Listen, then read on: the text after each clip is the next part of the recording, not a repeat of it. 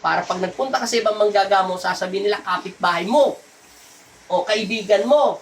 O, yun. Pero wala naman. Pero wala naman. Naisahan ka ni Satanas. Kasi alam mo ang kulang mo? Sobra ka sa pag-iisip. Eh bakit po? Eh palasimba naman po siya lang ngayon. O sige, tatapatin kita.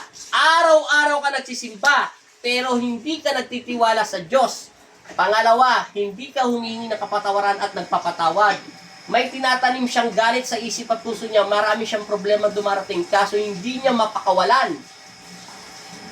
Anumang sakuna, anumang trahedya nangyayari sa buhay niya, parang nagdarasal siya pero hindi siya nagtitiwala. Walang kwenta rin ang pagdarasal mo.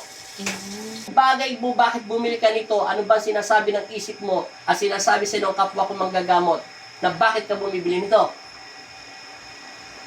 O, tanongin kita, ano ba yung nararamdaman mo sakit at hindi mahirapan lunasin ang mga karamdaman mo sakit ng doktor?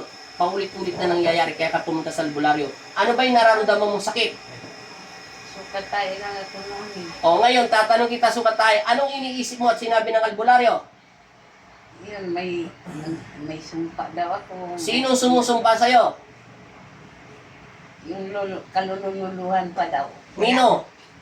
Sa akin. O, ba't ka naman nagsusumpa ng kalululuhan mo? O, yun, doon ka nag-iisip. Oo nga, kung lolo mo yun, mahal ka nun, ba't ka isusumpa? Alam mo, baka sabi-sabi niya lang naniwala ka agad. Yun ang mahirap sa'yo, hindi ka naniniwala sa Diyos. Eh wala naman ako mapigang kulang, ano ba bang kulang yun? Dilipad ka dyan. Sa pwesto mo, aangat ka. Katulad yung kaninang babae, nagtitinda ng... Oh? Yung nagtitinda ng... Si Aling ano? Nakadilaw yun, nagtitinda ng baboy. Si Ayun. Aling ano? Di ba, pinitik ko lang yun, halos umangat ang puwet niya. Sabi, Ano? Aurora.